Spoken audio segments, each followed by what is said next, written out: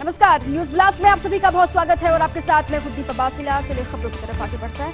CM Gehlot के निर्देश के बाद एक्शन में चिकित्सा मंत्री डॉक्टर रघु शर्मा। ये महत्वपूर्ण खबर है। सीएम गहलोत के निर्देश के बाद एक्शन में दिखाई दे रहे चिकित्सा मंत्री रघु शर्मा। कोरोना से हुई मृत्यु की होगी ऑडिट और समीक्षा के लिए 3 दलों का गठन किया सरकार ने। ये जानकारी है कि जो ऑडिट किया जाएगा, जो समीक्षा होगी, उसके लिए 3 दलों का गठन किया है सरकार ने।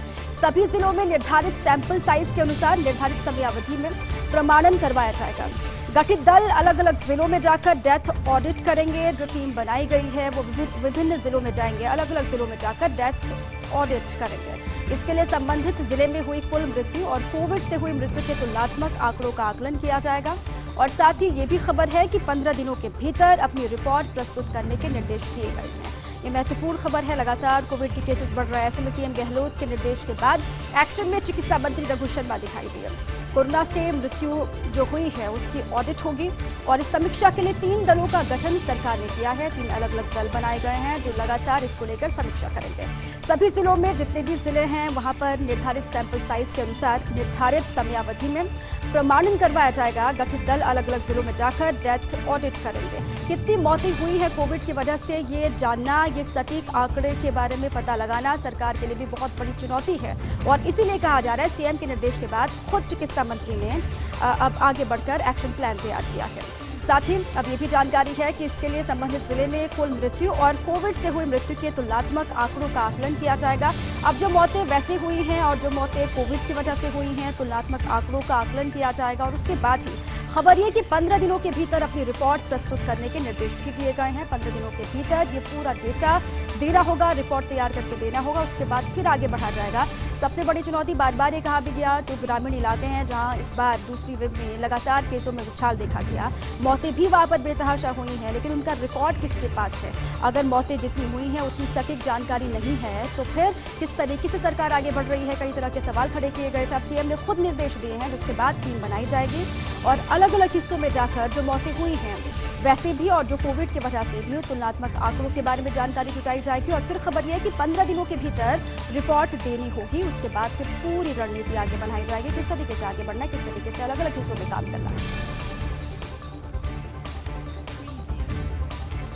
राज्य सरकार का फैसला, कोविड ड्यूटी में मौत पर निजी डॉक्टर्स को मिलेंगे 50 लाख रुपए। राज्य सरकार का ये फैसला है, बेहद महत्वपूर्ण है। वो पहली लहर हो या फिर दूसरी लहर, शुरुआत से लेकर अभी तक डॉक्टर्स मुस्तैदी के साथ काम कर रहे हैं, डटे हुए हैं, 24 घंटे ड्यूटी पर हैं। कोविड ड्यूटी में मौत पर निजी डॉक्टर्स को 50 लाख मिलेंगे। कई ऐसे कोरोना वॉरियर्स, फ्रंटलाइन वर्कर्स जिन्होंने अपनी जान गंवाई कोविड की वजह से। महत्वपूर्ण खबर यह है कि कोविड ड्यूटी में मौत होने पर निजी डॉक्टर्स को 50 लाख मिलेंगे। अभी तक सिर्फ सरकारी अस्पतालों के डॉक्टर्स, हेल्थ वर्कर्स को मिल रही थी राशि। ये भी जानकारी कि अभी तक सिर्फ सरकारी अस्पतालों के जो डॉक्टर्स थे, जो हेल्थ वर्कर्स थे, उनको ये राशि मिल रही थी, लेकिन अब निजी अस्पतालों के डॉक्टर्स के लिए नहीं था कोई प्रावधान।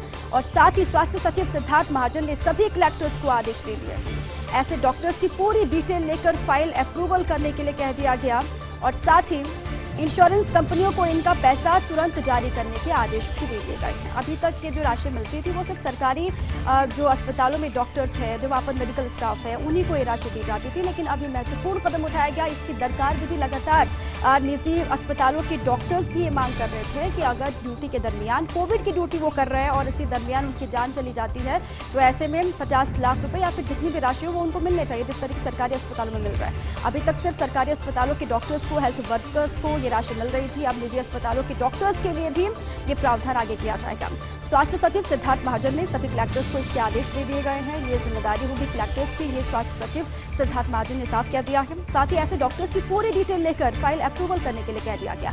जो डॉक्टर्स अलग अलग अस्पतालों में ड्यूटी के दरमियान अपनी जान गंवा चुके हैं, ऐसे डॉक्टर्स की पूरी डिटेल लेनी होगी, पूरा डेटा उनका रखना होगा। उसके बाद फाइल अप्रूवल के लिए उन्होंने निर्देश दे दिए हैं। साथ ही इंश्योरेंस कंपनियों को इनका पैसा तुरंत जारी करने के आदेश है। साथ ही ये भी कह दिया गया जो इंश्योरेंस कंपनियां हैं उनको भी तुरंत इनका पैसा जारी करना होगा।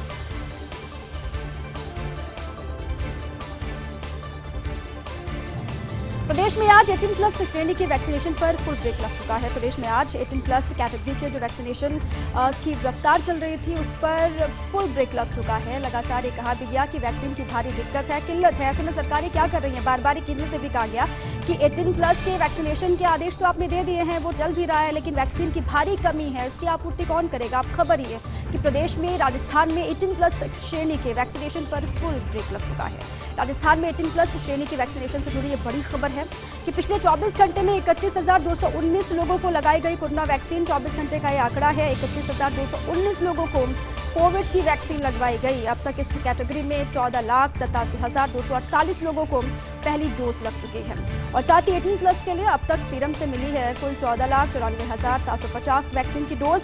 शेष बची करीब 7,000 डोज में से 4,000 को भी माना जाएगा वेस्ट, ये कहा जा रहा है। और साथ ही जिलों में सिर्फ 3,000 वैक्सीन की डोज बची इस कैटेगरी की शेष। और ऐसे में आज अधिकांश जिलों में साइट्स पर नहीं हो रहा है वैक्सीनेशन। अब ये पहले से ही कहा जा रहा था कि अगर ऐसी स्थिति बनती है, वैक्सीन की आपूर्ति नहीं होती है, वैक्सीन अलग अलग जिलों को भेजे नहीं जाते हैं, तो फिर ये असर दिखाई देगा वैक्सीन सेंटर्स पर। लोग तो पहुंचेंगे, लोग पहुंच भी रहे हैं, स्टाफ वहां पर है, लोग पहुंच भी रहे हैं, लेकिन कमी है वैक्सीन की, जो कि इसको लेकर कई तरह के सवाल भी लोग पूछ रहे हैं। जब शुरू कर दिया गया 18 प्लस का वैक्सीनेशन हो, 18 प्लस को वैक्सीनेट करना है, तो फिर जिम्मेदारी भी ये बनती है कि वैक्सीन प्रोवाइड करवाई जाए। वैक्सीन ही नहीं है तो फिर 18 प्लस को कैसे वैक्सीनेट किया जाएगा।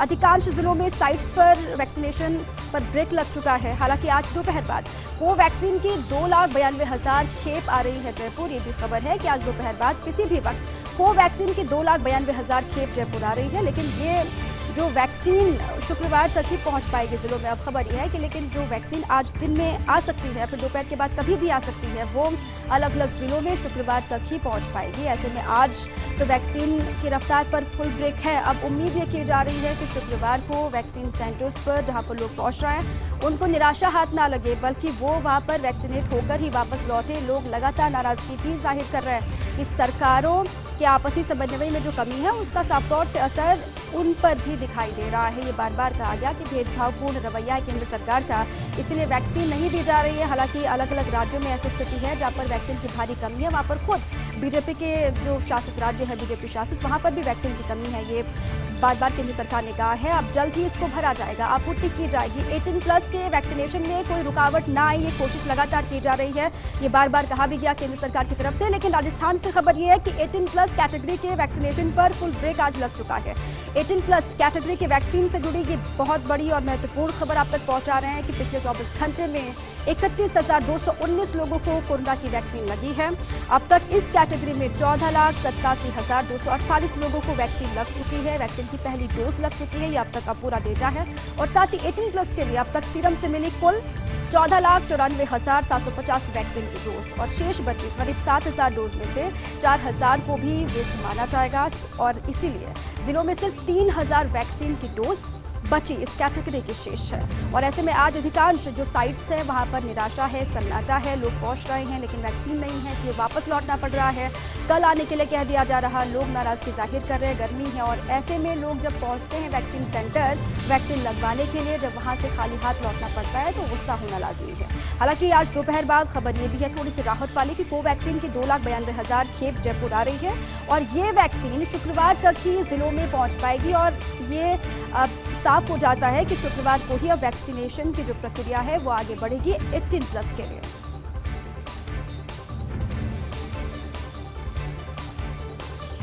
दुनिया के 12 शीर्ष विशेषज्ञों का अनुमान है भारत में कम से कम 40 करोड़ संक्रमित हुए और 6 लाख जाने गई हैं। ये दुनिया के 12 शीर्ष विशेषज्ञ हैं, एक्सपर्ट्स हैं, जिनका अनुमान ये है। वो भारत को लेकर अपना अनुमान जता रहे हैं। वो कह रहे हैं कि भारत में कम से कम 40 करोड़ संक्रमित हुए हैं और 6 लाख जाने गई हैं कोविड के इस दरमियान। वो पहली लहर हो या फिर दूसरी लहर हो, सबको मिलाकर ये उनका अनुमान है। और साथ ही विशेषज्ञों ने महामारी को बांटा सामान्य, खराब और सबसे खराब स्थितियों में। तीनों स्थितियों में दर्ज मामलों की तुलना में असल में संक्रमितों की संख्या कहीं ज्यादा है, ये एक्सपर्ट्स भी कह रहे हैं। सर्वे के अनुसार असल संख्या है करीब 13.5 से 28.5 गुना तक। एक्सपर्ट्स ने भारत में हुए सीरो सर्वे को आधार माना है, आधार बनाया है। जो भारत में सीरो सर्वे हुआ उसी को आधार बनाकर यह अनुमान लगाया गया है।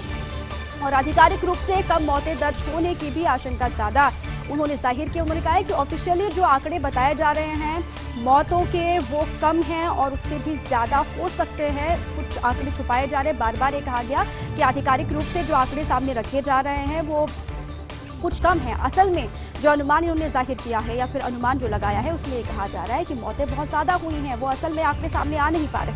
दुनिया के 12 शीर्ष एक्सपर्ट्स हैं जिनका यह अनुमान है। एक बार फिर से खबर आपके सामने, कम से कम 40 करोड़ संक्रमित हुए हैं भारत में कोविड के दरमियान और साथ ही 6 लाख जाने गई हैं, ये भी कहा गया।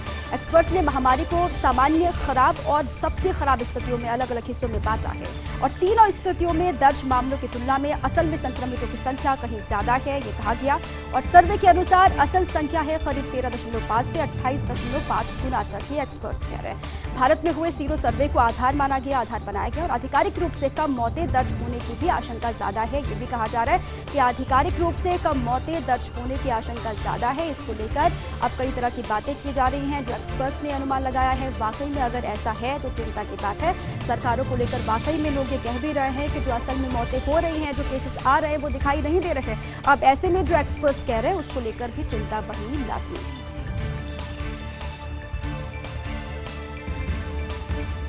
कोरोना के कारण नहीं होगी जेईई एडवांस्ड, ये बड़ी महत्वपूर्ण खबर है जो इसका लगातार इंतजार कर रहे थे। कोविड के दौर में ये एक बार फिर से बड़ी खबर आपके सामने है कि कोविड की वजह से, कोविड के कारण नहीं होगी जेईई एडवांस। कोरोना के कारण स्थगित किया गया जेईई एडवांस 2021 कोरोना की वजह से ही स्थगित कर दिया गया है, क्योंकि ऐसी परिस्थितियों में बार बार ये कहा गया कि किसी भी तरह के एग्जाम के मूड में सरकारें फिलहाल नहीं है। अब जेईई मेंस के बचे हुए 2 सेशन होंगे जुलाई और अगस्त में, ये भी खबर महत्वपूर्ण है। जेईई मेंस के बचे हुए जो 2 सेशंस हैं वो जुलाई और अगस्त में होंगे। इनके रिजल्ट के बाद एडवांस के लिए रजिस्ट्रेशन विंडो होगी ओपन, ये भी खबर है कि इनके रिजल्ट के बाद एडवांस के लिए रजिस्ट्रेशन विंडो ओपन हो जाएगी। सितंबर या अक्टूबर में ही हो पाएगा एडवांस, ये भी खबर है कि सितंबर या अक्टूबर में ही एडवांस हो पाएगा। अब इसको लेकर बड़ी संख्या में जो अभ्यर्थी है वो भी इंतजार कर रहे हैं, उनके लिए भी ये खबर है कि कोरोना की वजह से ही जेईई एडवांस नहीं होगी और कोरोना की वजह से ही इसको स्थगित करने का फैसला लिया गया है, जो कि जरूरी हो गया था। अब जेईई मेंस के बचे हुए 2 सेशन जो हैं वो जुलाई और अगस्त में हो सकते हैं, ये साफ तौर से कह दिया गया। इनके रिजल्ट जब आ जाएंगे उसके बाद एडवांस के लिए रजिस्ट्रेशन विंडो ओपन होगी और सितंबर या अक्टूबर में ही हो पाएगा एडवांस, ये साफ तौर से कह दिया गया है। तब तक उम्मीद ये की जा रही है कि कोविड की रफ्तार थोड़ी सी कम होगी और कोई भी जोखिम भरा कदम इस वक्त उठाया नहीं जा सकता, क्योंकि लगातार कोविड के केसेस निकलकर सामने आ रही हैं, उससे ही निपटना बहुत बड़ी चुनौती है। ऐसे में केसेस कम आने की उम्मीद और उसके बाद ही इसके एग्जाम होंगे। 20 लाख छात्रों को राहत की आस है। 20 लाख छात्र ऐसे हैं जिनको राहत की दरकार है, राहत की आस है। कोरोना की वजह से 20 लाख से अधिक छात्रों का भविष्य संकट में आ गया। 20 लाख ऐसे छात्र हैं जिनको राहत की दरकार है। कोरोना की वजह से 20 लाख से अधिक छात्रों का भविष्य संकट में है। यूनिवर्सिटीज, कॉलेजों की परीक्षा पर निर्णय के लिए सरकार ने बनाई है कमेटी। यूनिवर्सिटीज, कॉलेजों की जो परीक्षाएं हैं उनमें क्या फैसला लिया जाना है जो छात्रों के लिए अच्छा साबित होगा, उनके भविष्य के लिए अच्छा साबित होगा, सरकार ने कमेटी बनाई है। 6 सदस्यीय कमेटी ने 15 दिन उनको दिए गए हैं। 15 दिन में वो तय करेगी कि परीक्षाएं होगी या छात्रों को किया जाएगा प्रमोट। अब ये भी तय उनको करना है। 6 सदस्यीय कमेटी बनाई गई है, जो 15 दिन का वक्त उनको दिया गया, उसमें उनको तय करना है कि परीक्षाएं होगी, कोविड के दौर में परीक्षाएं ठीक होंगी कराना या फिर छात्रों को प्रमोट किया जाएगा। इसको लेकर भी जो फैसला है वो कमेटी को ही देना है। कमेटी का फैसला प्रदेश के विश्वविद्यालयों में लागू किया जाएगा। एक सवाल ये भी कहा जा रहा है कि कमेटी का जो भी फैसला होगा वो प्रदेश के विश्वविद्यालयों में लागू किया जाएगा एक समान। अब कमेटी बनाई गई है, 15 दिन का वक्त भी दिया गया। जो फैसला उनकी तरफ से दिया जाता है, कोविड के ताज़ा मामलों को आंकते हुए, भापते हुए, क्या इस वक्त एग्जाम कराना सही होगा या फिर नहीं होगा।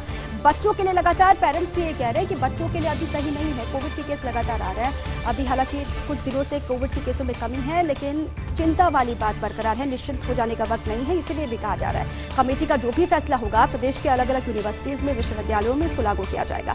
कोर्स और शैक्षणिक सत्र को लेकर भी सुझाव देगी कमेटी। कोर्स को लेकर भी, शैक्षणिक सत्र को लेकर भी सुझाव कमेटी देगी, उसके बाद ही आगे बढ़ा जाएगा। फिलहाल कोविड है और ऐसे में एग्जाम्स को लेकर कोई भी स्थिति साफ नहीं है, असमंजस की स्थिति है। ऐसे में जो पढ़ने वाले छात्र हैं वो भी ये कह रहे हैं कि आखिर एग्जाम होंगे या फिर नहीं होंगे, ये स्थिति उनके सामने स्पष्ट होनी चाहिए। अगर प्रमोट होना है तो उसको लेकर भी स्थिति स्पष्ट होनी चाहिए, इसलिए कमेटी बना दी गई है। 15 दिनों के भीतर ये कमेटी रिपोर्ट देगी, अपना फैसला लेगी, उसके बाद अलग अलग विश्वविद्यालयों में, कॉलेजों में परीक्षा होनी है या फिर नहीं होनी है, इसको लेकर कोई एक मत या फिर एक फैसला होता हुआ दिखाई देगा। ब्रेक के बाद एक बार फिर से आप सभी का स्वागत है। चलो एक बार फिर से आगे बढ़ते हैं खबरों की तरफ। मोक्ष के इंतजार में 15,000 अस्थि कलश।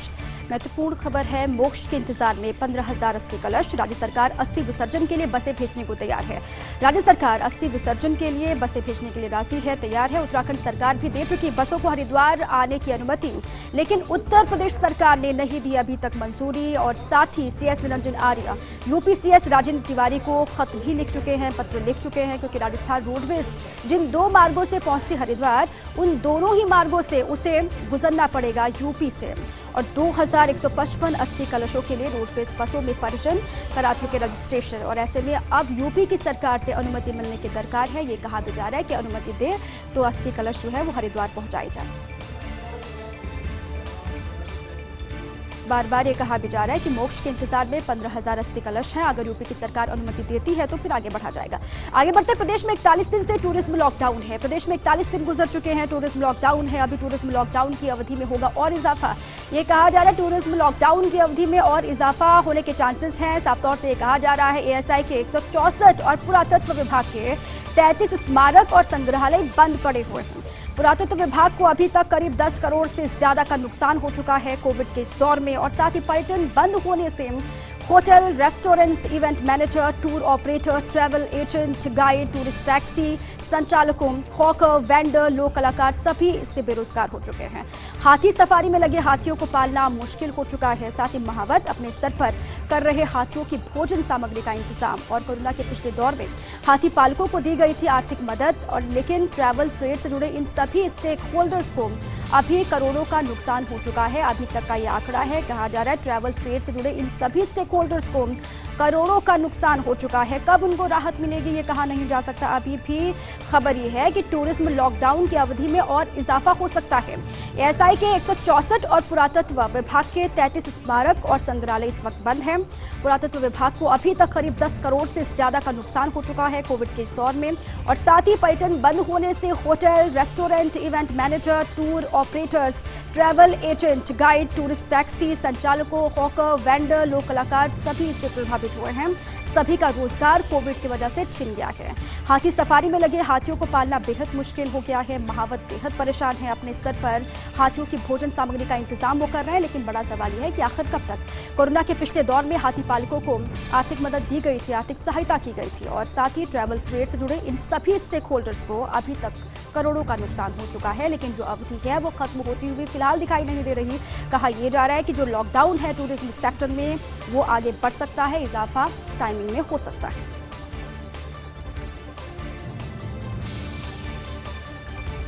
अब अक्टूबर में ही खुल पाएगा वाइल्ड लाइफ टूरिज्म। ये महत्वपूर्ण खबर है। खबर ये कि अब अक्टूबर में ही खुल पाएगा वाइल्ड लाइफ टूरिज्म। प्रदेश में लॉकडाउन के चलते बंद है वाइल्ड लाइफ टूरिज्म। प्रदेश में 8 जून तक लागू रहेगा लॉकडाउन, ऐसी भी खबर। ऐसे में जून में भी वाइल्ड लाइफ टूरिज्म शुरू होने की संभावना बेहद कम है। हालांकि वन विभाग 8 जून के बाद टूरिज्म शुरू करने की तलाश रहा संभावना। ये भी कहा जा रहा है कि जो वन विभाग है वो 8 जून के बाद टूरिज्म शुरू करने की संभावनाओं को तलाश भी रहा है। 1 जुलाई से 3 महीने के लिए बंद हो जाते प्रदेश के टाइगर पार्क। ये भी खबर है कि 1 जुलाई से 3 महीने के लिए जो प्रदेश के टाइगर पार्क है वो बंद हो जाते हैं मानसून की वजह से। मानसून में 3 महीने बंद रहते प्रदेश के टाइगर पार्क। और ऐसे में 1 अक्टूबर से पहले अब टाइगर सफारी मुश्किल है। वन विभाग लौटा सकता है एडवांस बुकिंग की राशि। ऐसी खबर है कि वन विभाग इस पर भी लगातार विचार कर रहा है कि जो एडवांस बुकिंग है उसको उसकी राशि वापस की जा सके। यह एडवांस बुकिंग राशि को अगली तिथियों के लिए किया जा सकता है समायोजित। ऐसी भी खबर है कि एडवांस बुकिंग की जो राशि है वो अगली तिथियों के लिए समायोजित किया जा सकता है।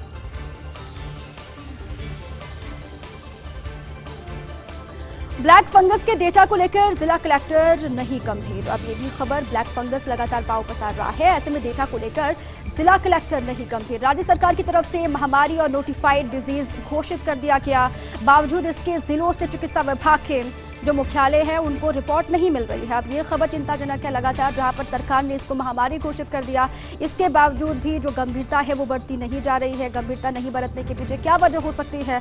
कहा यह भी जा रहा है कि इसके जिलों से चिकित्सा विभाग के मुख्यालय को नहीं मिल रही रिपोर्ट।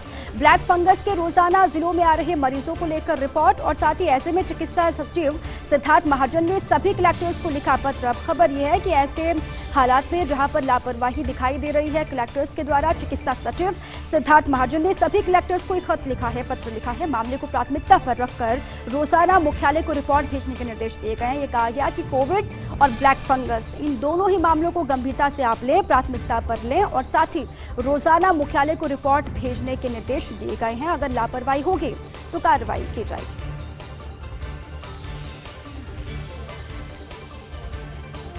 कन्याकुमारी से चीन अब सिर्फ 290 किलोमीटर। हिंद महासागर में हमारी दहलीज पर ड्रैगन। कन्याकुमारी से चीन अब महज 290 किलोमीटर दूरी पर हिंद महासागर में हमारी दहलीज पर ड्रैगन है। कोलंबो में पोर्ट सिटी के नाम पर चीन का अब नया स्थायी ठिकाना है।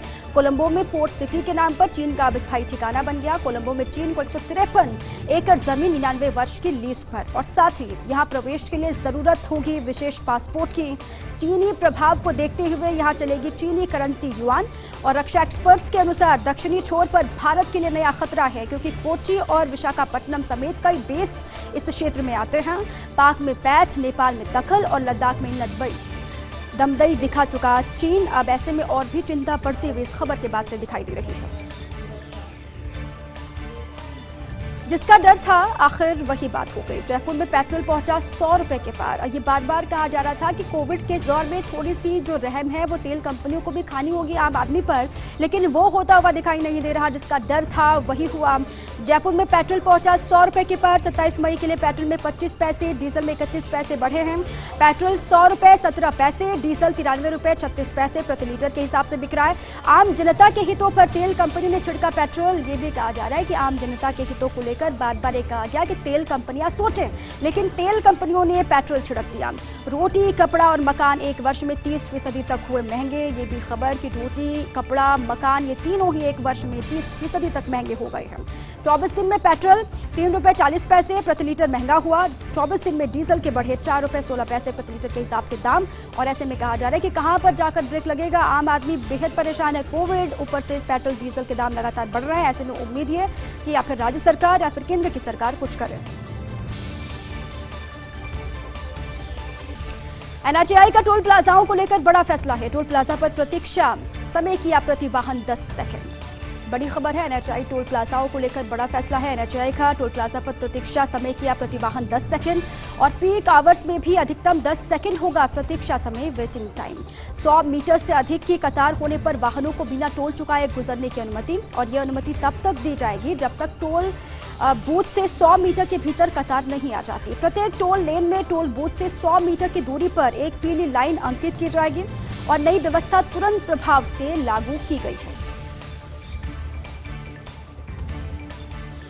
कल जीएसटी काउंसिल की बैठक होनी है। कोरोना से मंद पड़े कारोबार के बीच अहम ये बैठक है। कल जीएसटी काउंसिल की बैठक होगी। लगातार नजर टिकी हुई है कोविड के इस दौर में मंद पड़े कारोबार के बीच अहम बैठक। वित्त मंत्री निर्मला सीतारमण की अध्यक्षता में होगी बैठक। टीकों, दवाओं और मेडिकल उपकरणों पर टैक्स में छूट में चर्चा हो सकती है, इसी की उम्मीद भी की जा रही है। साथ ही कहा जा रहा है टीकों, दवाओं, मेडिकल जो उपकरण हैं उन पर टैक्स में छूट को लेकर चर्चा की उम्मीद है।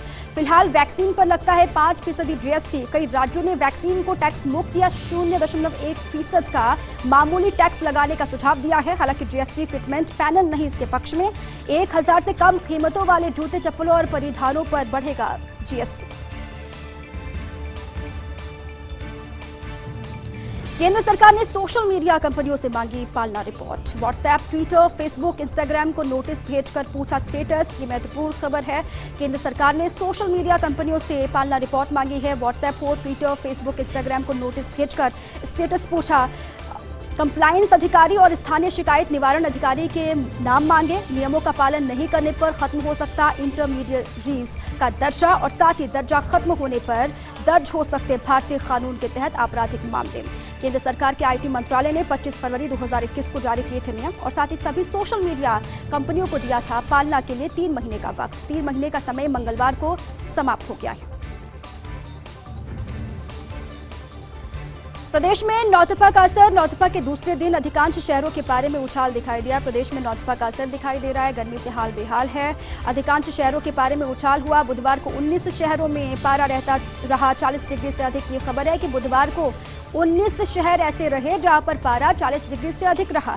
आने वाले दिनों में गर्मी में आ सकती है और तेजी। खबर ये भी है कि इंतजाम कर लें, क्योंकि आने वाले दिनों में हो सकता है गर्मी और बढ़ेगी। मौसम विभाग के अनुसार 30 मई तक प्रदेश के कई जिलों में मेघ गर्जना के साथ लू चलने के आसार है। खबर ये भी है, मौसम विभाग ने चेता दिया है, ये कहा है कि 23 मई तक प्रदेश के कई जिलों में मेघ गर्जना के साथ लू चलने के आसार है। आम लोगों को अपने स्तर पर इंतजाम करने की आवश्यकता है, क्योंकि आने वाले दिनों में गर्मी और बढ़ेगी। राम रहीम की पैरोल के सियासी इफेक्ट क्या हैं, वो आपको समझाते हैं। पैरोल एक बड़े राजनीतिक खेल का भी संकेत हो सकता है। हालांकि राम रहीम को पहले भी मिल चुकी है पैरोल, इस बार भी उनकी पैरोल को रखा गया था काफी गोपनीय। जैसे चुनाव से पहले ओम प्रकाश चौटाला को पैरोल मिली और रैलियां की, कुछ ऐसी ही घटनाक्रम से जोड़कर देखा जा रहा राम रहीम की पैरोल को भी। तब कांग्रेस नेता भूपेंद्र सिंह हुड्डा के साथ जाट वोट बैंक को एकजुट होने से रोकना था मकसद, और शायद तब ये प्रयोग काफी हद तक रहा था सफल भी, और इसलिए कहा जा रहा है कि इसको भी किया गया पहले के जो फैसले रहे उसको भापते हुए। केरल में राहुल गांधी के निर्णय के क्या मायने हैं? केरल में राहुल गांधी के जो फैसले, जो निर्णय, उसके मायने आखिर क्या हैं? क्या राहुल के नए रूप में अवतरित होने के संकेत हैं? और साथ ही केरल में विपक्ष के नेता रमेश चन्नीतेला की जगह वीडी सतीशन को किया नियुक्त। पहली दफा राहुल ने केरल में स्वयं लिया राजनीतिक निर्णय, और कांग्रेस में ये एक तरीके की स्वस्थ प्रशासन की शुरुआत भी इसे कह सकते हैं। अब तो कांग्रेस संगठन में सबसे बड़ी कमजोरी थी राज्य के प्रभारी की नियुक्ति, क्योंकि जो प्रभारी बनते रहे उनको राज्यों के मामलों में नहीं लिया जाता गंभीरता से, और राहुल अब अन्य राज्यों में भी अपना सकते ऐसी ही रणनीति। कहा जा रहा है कि राहुल इसी तरीके से आगे बढ़ सकते हैं जिस तरीके से केरल में उभरते हुए दिखाई दे रहे हैं।